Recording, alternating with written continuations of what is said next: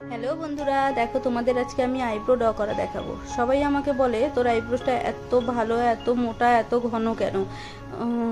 সেটা ঘন আর মোটা না, তোমাদের দেখাচ্ছি। দেখো আমার আগের আইব্রোটা দেখলে আর ড্র করার পরও দেখলে, ছবি দিয়ে দিয়েছিলাম পাশে।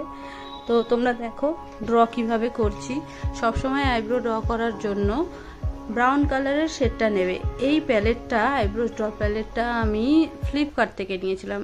অথচ মেকআপের জিনিস ফ্লিপকার্ট থেকে নেওয়া উচিত না আমিই বলি, কিন্তু এটা আমি লাকিলি খুব ভালো প্যালেট পেয়ে গেছি, আর খুবই ভালো ড্র হয় আর পুরো ন্যাচারাল লুক দেয়। দেখো তোমরা আমার আইব্রোস ড্রটা, আর ড্র সবসময় তোমরা করবে আইব্রোসের মাঝখান থেকে, কখনোই সামনে থেকে করবে না।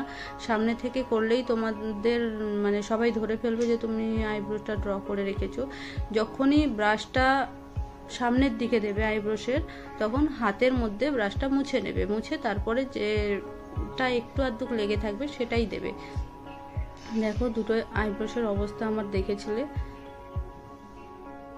এর পরের মেকআপটাও আমি দেখাবো, যদি তোমরা কমেন্টে আমাকে জানাও যে প্রপার আইব্রোটাকে আমরা কিভাবে শেপে আনবো, কিভাবে আই মেকআপ করবো, আই মেকআপের বেস, ফেস টোন হিসাবে বেস, এগুলো যদি তোমরা জানতে চাও কমেন্টে জানিও, তাহলে আমি জানাতে পারি। বা এর পরের ভিডিওটা আমাকে ফলো করে রেখো, তাহলে দেখতে পাবে।